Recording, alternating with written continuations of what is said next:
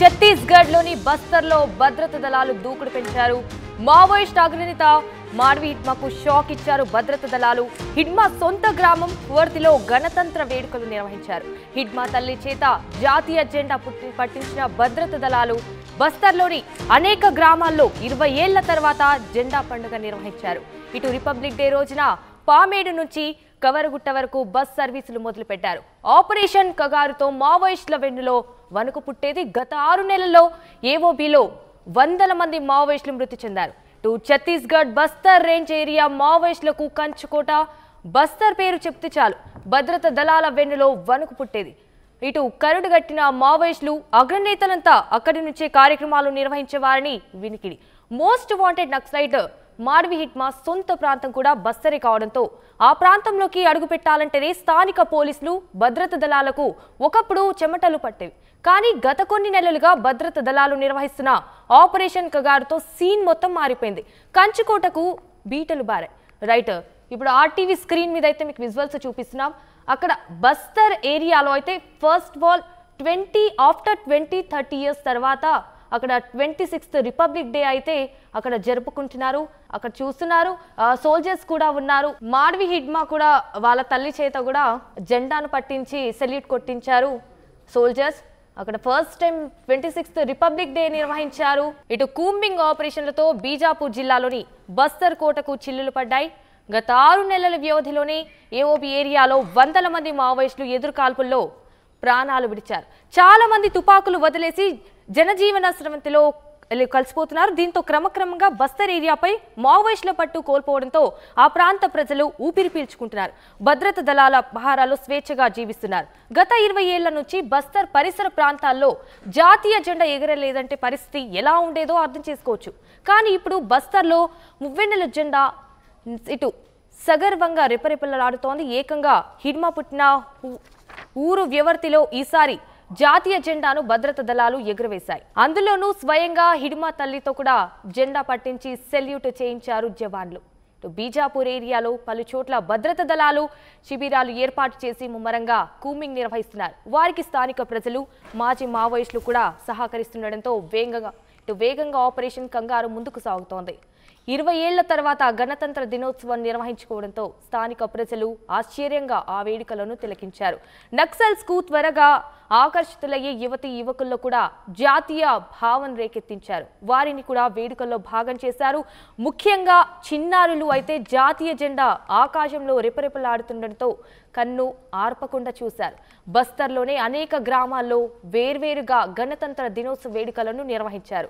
ఇటు అటవీ ప్రాంతంలో రోడ్ల విస్తరణ, అభివృద్ధి పనులకు నిత్యం మావోయిస్టులు ఆడుతూ పాడుతూ ఉండేవారు. అయితే ఆ ప్రాంతంలో వాహనాల రాకపోకలపై కన్నేసేవారు. ప్రభుత్వ వాహనాలు కనిపిస్తే చాలు తగలబెట్టేవారు, పేల్చేసేవారు. కానీ ఇప్పుడు భద్రతా దళాల అండతో యథేచ్ఛగా వాహనాలు తిరుగుతున్నాయి. भारत माता की जय, वंदे मातरम, वंदे मातरम, वंदे मातरम, भारत माता की जय. రైట్, ఇదే విషయానికి సంబంధించి మరిన్ని డీటెయిల్స్ ఖమ్మం నుంచి మా ప్రతినిధి ఉదయ్ ఫోన్ ద్వారా అందిస్తారు.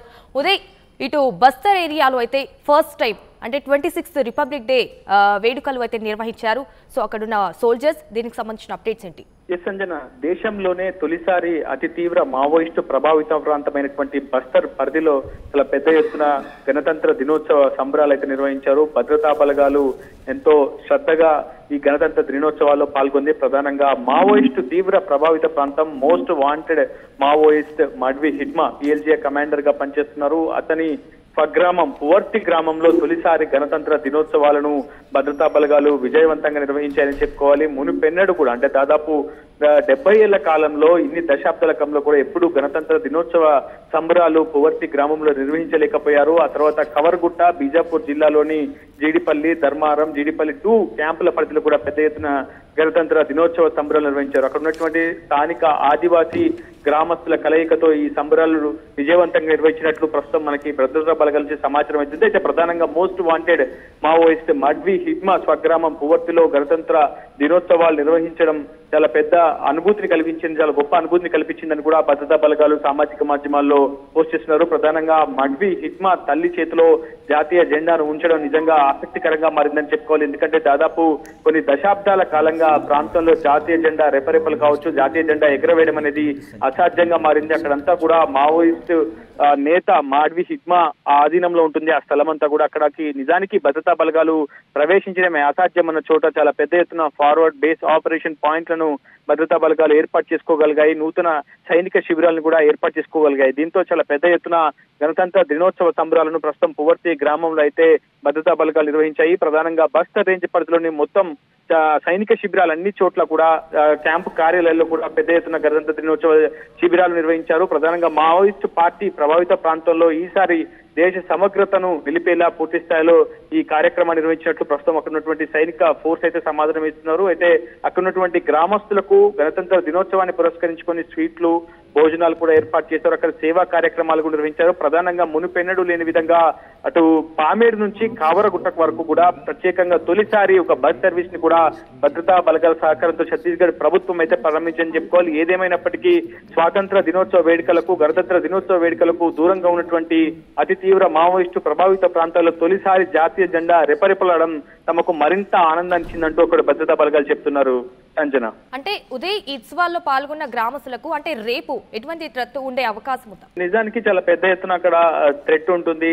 అటు గ్రామస్తులకు, అదేవిధంగా అక్కడ ఉన్నటువంటి ఆదివాసీ ఏరియాలో ఉన్నటువంటి జీవిస్తున్నటువంటి జీవనం సాగిస్తున్నటువంటి అక్కడ ఉన్నటువంటి గ్రామస్తులకు చాలా పెద్ద ఎత్తున థ్రెట్ అనేది ఉంటుంది. ఒకవైపు మావోయిస్టులకు భద్రతా బలగాలకు మధ్య ఎప్పుడు నిత్యం ఎదురుకాల్పులు జరుగుతుంటాయి. ఆ ప్రాంతంలో జనజీవనం సాగించడం కూడా చాలా కష్టమైనటువంటి పనిగా ప్రస్తుతం ఆదివాసులకు మారింది. చాలా పెద్ద ఎత్తున అక్కడి నుంచి వలసలు కూడా ఇతర రాష్ట్రాల్లో జరుగుతున్నటువంటి పరిస్థితి కనిపిస్తుంది. కానీ ఈ నేపథ్యంలో అక్కడ శాంతి స్థాపన కోసం అటు భద్రతా బలగాలు చాలా పెద్ద ఎత్తున సైనిక శిబిరాలు ఏర్పాటు చేస్తున్నాయి. కేంద్ర హోంశాఖ ప్రత్యేకంగా అభివృద్ధిని మారుమూల గ్రామాలకు చేరవేయడం ద్వారానే మావోయిజాన్ని అంతం చేయగలమని కేంద్ర హోంశాఖ మంత్రి అమిత్ షా స్పష్టం చేశారు. వచ్చే ఏడాది మార్చి 31 కల్లా ఖచ్చితంగా యాంటీ నక్సల్స్ ఆపరేషన్ ద్వారా కావచ్చు, ఇతరత్ర సేవా కార్యక్రమాల ద్వారా, అభివృద్ధి ద్వారా, బహుముఖ ఆలోచన ద్వారా అక్కడ ఉన్నటువంటి ప్రాంతాల్లో శాంతిని స్థాపిస్తామని హోంశాఖ మంత్రి అమిత్ షా చెప్తున్నారు. ప్రస్తుతం అక్కడ అభివృద్ధి ప్రధాన ఎజెండాగా ఛత్తీస్గఢ్ ప్రభుత్వం, కేంద్ర ప్రభుత్వం కూడా దూకుడుగా అభివృద్ధి కార్యక్రమాలు అయితే చేపడుతున్నారు. ప్రస్తుతం భద్రతా బలగాల సహకారంతో అక్కడ మెయిన్ రోడ్లు కావచ్చు, డ్రైనేజీలు కావచ్చు, ఇతరత్ర అటవీ ఉత్పత్తుల సేకరణకు సంబంధించి కావచ్చు, హెల్త్ విషయంలో కూడా చాలా ప్రధానంగా స్కూల్స్, విద్య, వైద్యం, ఉపాధి విషయంలో, నైపుణ్య శిక్షణ విషయంలో చాలా పెద్ద ఎత్తున ఉన్నటువంటి యువత మావోయిజం వైపు మొగ్గకుండా ఉండేందుకు అనేక కార్యక్రమాలు అయితే ప్రభుత్వం చేపడుతుంది. ఇవన్నీ సత్ఫలితాలు ఇస్తే ఖచ్చితంగా మావోయిస్టుల అరికట్టడంలో చాలా ప్రధాన పాత్ర ఇది పోషిస్తుంది. కాబట్టి దీని వైపే ఎక్కువగా ప్రభుత్వాలు దృష్టి సారిస్తున్నాయి. సంజన, ఎస్ ఉదయ్, ఇటు మావోయిస్టులకు అంటే భద్రతా బలగాలు పంపించే సంకేతాలు ఏంటి అంటారు? ప్రధానంగా అక్కడ చాలా పెద్ద మొత్తంలో సైనిక శిబిరాలు ఏర్పాటు చేయడం పట్ల మావోయిస్టు పార్టీ చాలా పెద్ద ఎత్తున ఆగ్రహం వ్యక్తం చేస్తుంది. గడిచిన ఏడాదిలో మొత్తం 163 సైనిక శిబిరాలను కేంద్ర హోంశాఖ ఏర్పాటు చేసింది. అక్కడ ఉన్నటువంటి స్థానిక బస్తర్ ఫైటర్స్, డిఆర్జీ, భద్రతా బలగాలు, స్పెషల్ టాస్క్ ఫోర్స్ తో పాటు కేంద్ర పారామిలిటరీని కూడా రంగంలోకి దించి యాంటీ నక్సల్స్ ఆపరేషన్ ను చాలా వేగవంతం చేస్తుంది. గడిచిన ఏడాదిలో చూస్తే మొత్తం 132 స్పెషల్ ఆపరేషన్స్ ను భద్రతా బలగాలు నిర్వహించాయి. మొత్తం 219 మంది మావోయిస్టులను గడిచిన ఏడాదిలో మట్టుబెట్టగలిగాయి భద్రతా బలగాలు.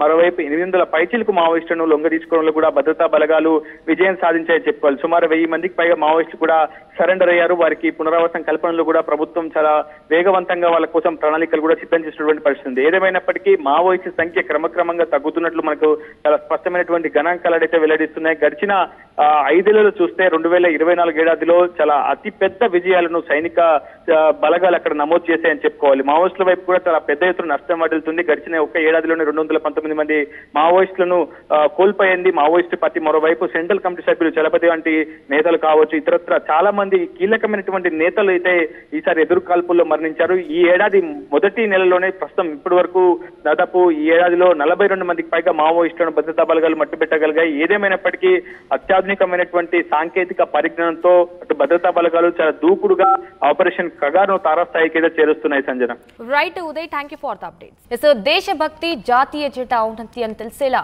భద్రతా దళాలు ఆదివాసీ గ్రామాల్లో పర్యటించి వారిని చైతన్యపరిచారు. స్వీట్లు పంచారు, గ్రామస్తులకు భోజనాలు ఏర్పాటు చేసి వారితో కలిసి తిన్నారు. యాంటీ నక్సల్స్ ఆపరేషన్లో పాల్గొని మరణించిన వీర జవాన్లను స్మరించుకున్నారు. మున్ముందు కూడా ఇదే తరహాలో జెండా పండుగను నిర్వహిస్తామని ఉన్నతాధికారులు తెలిపారు. అయితే పరారీలో ఉన్న హిడ్మా కోసం ముమ్మరంగా గాలింపు చేపడుతున్నామని, త్వరలోనే ఆట కట్టిస్తామంటున్నారు. ప్రపంచంలో ఏ మూల ఏ క్షణం ఏం జరుగుతుందో వేగంగా తెలుసుకోవడానికి తొలి వెలుగు వాట్సాప్ ఛానల్ ని ఫాలో చేయండి.